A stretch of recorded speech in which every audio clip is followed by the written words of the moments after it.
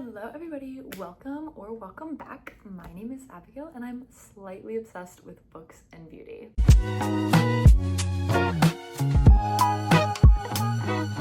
So today is August 6th, so we're a little late to the game, but I am going to be doing my July reading wrap up. So I got through most of my July TBR. I think I read 4 of the 6 books that I picked, and in the entire month of July I read 5 books.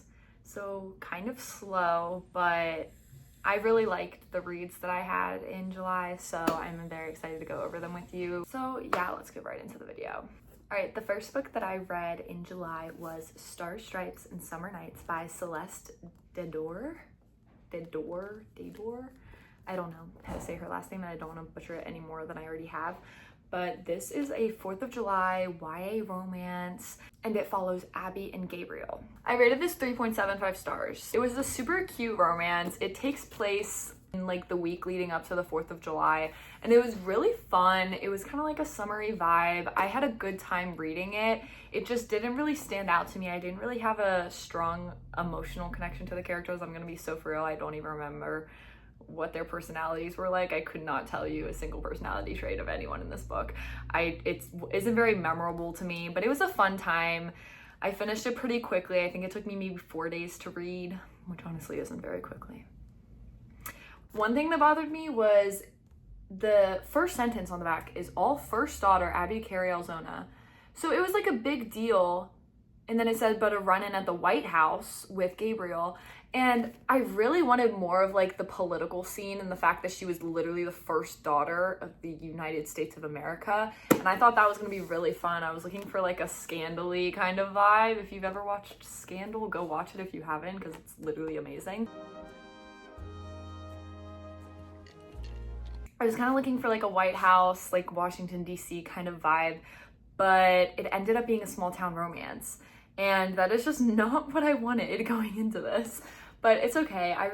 It was a good time. It's just, I feel like I was expecting something completely different than what I got. So it was just a little off for me.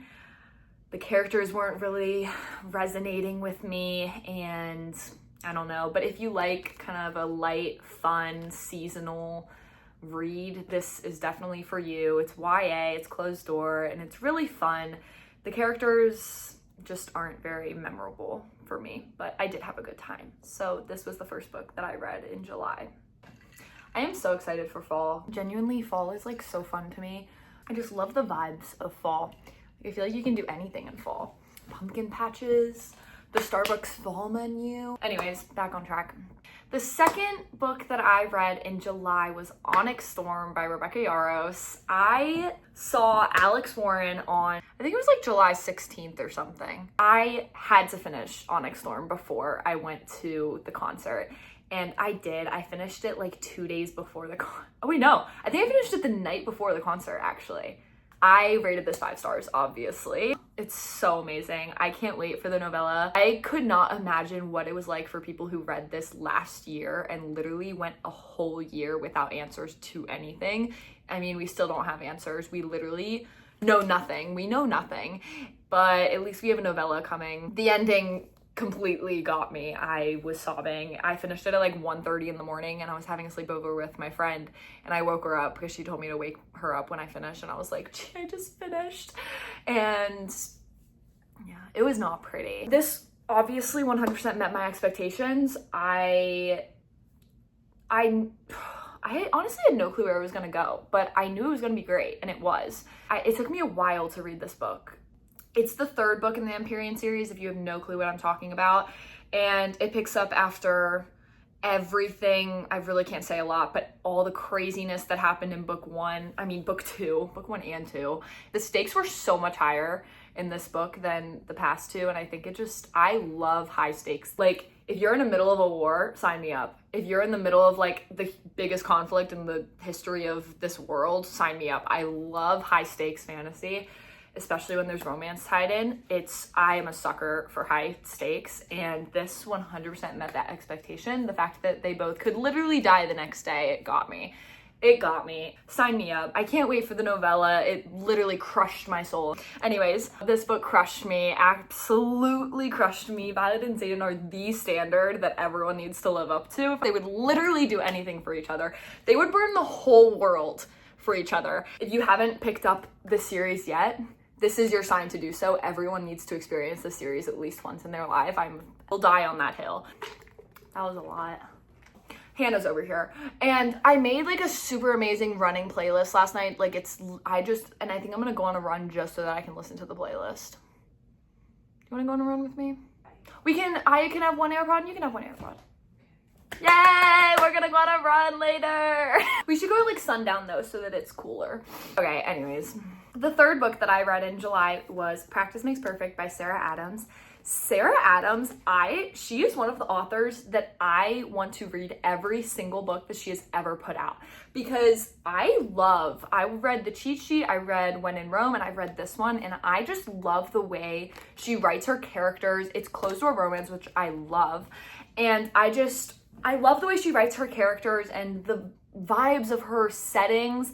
Rome, Kentucky, I have fallen in love with Rome, Kentucky. It follows Annie, who is pretty awkward when it comes to dating. She runs a flower shop in Rome, Kentucky, and she has had many disastrous dates in the past. And she's like, I need help. This is not okay. Like, this is not going well. And in comes Will. First book follows Amelia and Noah. And Amelia is like a big pop star. So therefore, comes with pop star comes bodyguard. So Will is Amelia's bodyguard. And Amelia is about to have this big wedding. That's not a spoiler. Amelia is about to have a wedding in Rome, Kentucky. And Will is there for extra security. Ergo, Will and Annie end up getting into a little arrangement set up by Amelia. Will is going to be Annie's dating coach. Guys, I can't speak today. Oh my gosh. So what starts as practice obviously gets more complicated throughout the book, and obviously feelings start getting involved, and we get turned into a romance. Here we go. I love Will. I'm also obsessed with Annie. I rated this 4.75 stars. I love this book so much. This is my favorite Sarah Adams book that I've read, and which says a lot because I loved When in Rome, but this just got me. It's close to a romance, good girl, bad boy. There's this one quote. It's not a spoiler, so I'm telling you. This is Will talking. Tell you what, Annie, we'll get you your committed relationship in your white picket fence, and if for some reason it doesn't feel right and you want that adventure after all, call me and I'll come hold your hand on the flight. Will Griffin, everybody. So the only complaint from me that didn't give this a 5-star is I feel like the dating coach trope, and I feel like it wasn't really like, we kind of lost it. It got lost in the sauce. I wasn't really following it very well, and it kind of just felt like forced proximity to me, if I'm being completely honest. It felt like forced proximity with the excuse of a dating coach. I don't know. I feel like the dating coach trope wasn't really evident as I was reading this, but I loved it. I loved it so much. It was really good. That's not something that's gonna like ruin a book for me. It was just why I didn't rate it 5 stars. I didn't get that 5-star feel, but I still loved this book. Love this book. I used to rate every single book that I would read 5 stars. So now I'm very selective when it comes to rating books. So I rated this 4.75 stars. It's slow burn, so much tension. Annie has such big dreams. She has such big dreams, and I just get her for that. Will, oh my gosh, he has me in a chokehold. I love him so much. He's such a gentleman, and he's so down bad, and he's so down for anything Annie wants to do. It wasn't like heart-shattering, but there was just enough depth to keep me engaged. If you like southern small town vibes, pick up the When in Rome series. Start it. This is your sign to read this. Everyone needs to experience Sarah Adams. I'm very much pacing myself through this series. I read When in Rome, I think at the beginning of this year, and then I read this. I'm pacing myself through the series though. It's not a series that I'm just gonna sit down and like read completely through. But yeah, I really did like this book. So southern small town vibes, dating coach, read this book. I'm realizing how little I read in July as I do this. This is my most romance reading month of the year. I am probably sure. I'd have to check Fable, but I think definitely, because I don't think I've read this many romances in 1 month. So this is the first book that I picked up at the beach. I picked up It Happened One Summer by Tessa Bailey. I really liked this book. I rated this 4.25 stars. Our FMC, Piper Bellinger, she's from Los Angeles. She's like a socialite. She's very spoiled. She just runs around spending her daddy's money, making appearances at parties. Well, stepdad's money, actually, matter of fact. So one night she does something totally horrible, screws up, and gets put in a jail cell overnight. Her sister bails her out, and therefore the two of them got sent by their stepdad to Westport, Washington, little small fishing town off the coast of Washington state. And there in Westport, Washington, we find our male main character, Brendan Taggart. He is the captain of a king crab fishing ship, and he lives in Westport. In the book, they say that he is Westport, and I'm like, sure. And that is kind of where we pick up. They're in this town running their late father's bar that he kind of abandoned when he passed away. And Brendan is there, and they kind of have a connection from the first day they get there. It's really good. I really liked it. The characters and the setting, they're so addicting. I loved Piper. I loved her so much. I think it was because of the self-awareness that came with her story throughout the book and the character growth that she had throughout the book. She's like a, what's the word? She's like Magnolia Parks, but she figured out her life. Yeah. Piper Bellinger. I really liked her. And her character growth, it was so admirable. I loved the way that she self-reflected throughout the book, and it was just so good. Brendan was always there for her. The only reason why I rated this 4.25 stars because of the third act conflict. I hated it. Like, genuinely, I was in the pool reading this, and my sister was sitting on the chair. She will attest to the fact that I hated this third act conflict. I was like, are you freaking kidding me? This is so stupid. I slammed the book shut, and I literally had to take a break because of how much I was hating this conflict. It was just so, it seemed so forced. And I know a lot of third act conflicts and breakups are forced, but this just was, I hated it. I hated the third act conflict in this. It was better when I got to the end, but I still look back and I did not like it at all. The way that it was done and the way that it unfolded, I did not like it. I feel like it was so out of character. The problem that happened and who was like causing the problem was so out of character to me, and it seemed forced in that way. It was either out of character or showing his true colors. So overall, this was just a fun and easy read though, and it had, like I said, this also had just enough depth to keep me hooked and invested in more than just the romance. But at the same time, it wasn't heavy-hearted and like making me sob my eyes out like Onyx Storm.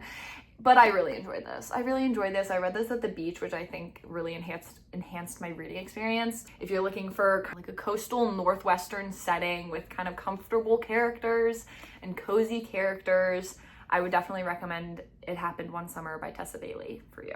Okay guys, this last book completely crushed me, and I finished it at the beach. The Assassin's Blade by Sarah J. Maas. I finished this in like the middle of my beach vacation. This crushed me. Absolutely crushed me. Like oh my gosh. So this is the prequel to the Throne of Glass series. This is very controversial reading order. Some people read The Assassin's Blade first, some people read it after Crown of Midnight, which is the second book, and some people read it after Heir of Fire, which is the third book. Personally, I read Throne of Glass, Crown of Midnight, and then The Assassin's Blade. And I really enjoyed my reading order. Personally, I liked having that kind of story in my brain and the character in my brain before I picked this up. It was very fun, actually. This was amazing. This is a combination of 5 novellas in one prequel. So I obviously rated this 5 stars. This was amazing. The stories, the settings, the character Selena Sardouthian, she is my number 1 FMC. She has taken the spot from Nesta. She's taken the spot from everyone. She is my number 1 FMC. I love her so much. I love her character. I love her personality. I love the way she interacts with everyone. I love the way she deals with her issues. I love this book so much. This is the prequel, as I've said, and it follows Selena Sardouthian through 5 different missions that happen before the events in the Throne of Glass series. So we're kind of getting more about her past and kind of why she acts the way that she acts, which is completely valid after reading this. And it's so good. It dives so much deeper into her personality and her past and everything. She's so strong, so iconic throughout this entire book, and I love her so much. My favorite novella throughout this, I would say, is The Assassin in the Desert, which is the third one. I really enjoyed that. I really enjoyed her time in the desert, reading about it. And I think it shows that even when you are like the top, like no one's better than you. You can always get better. That's what I kind of got from that novella, and I really enjoyed that. I knew what was coming at the end of this because I read the first two before. I knew what was coming, and I still completely sobbed my eyes out. This was insane. Oh my gosh, I threw the book down. I couldn't function after I finished this book. This was crazy. I literally went to the bookstore after I finished this and I bought Air of Fire and I started it immediately. I have not finished it. I think I'm like 80 pages in and I haven't picked it back up because I'm reading These Infinite Threads by Tahara Mafi right now. So I'm in the middle of a lot of series currently. But yeah, overall, this was really good. I definitely recommend reading Throne of Glass. If you're looking for a more fantasy-based series without a lot of romance, like romance is the subplot in this. Very subplot. I got to the, oh wait, I probably shouldn't say that. Never mind. But romance is very much a subplot in this. It is very fantasy-based and really plotty.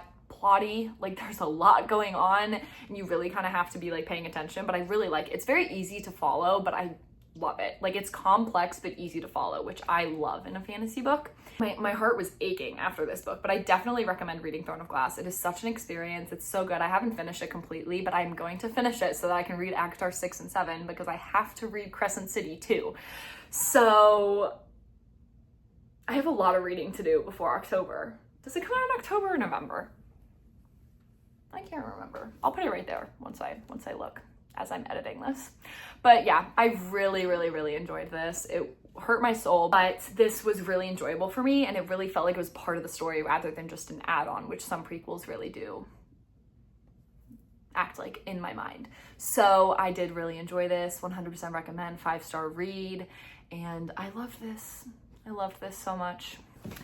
Okay, you guys, that is all the books that I read in July. I ended up reading a total of 5 books throughout the month, and it was a pretty okay reading month. I loved the books that I read, but I did not read a lot of books. Do all the fun stuff, like, subscribe, description below, all of my stuff, my Goodreads, my TikTok, everything is down there. I will see you guys again in another video. Thank you so much for watching. Bye. Why is it like weird? I'm actually blind, so I don't know if I'm gonna be able to read this.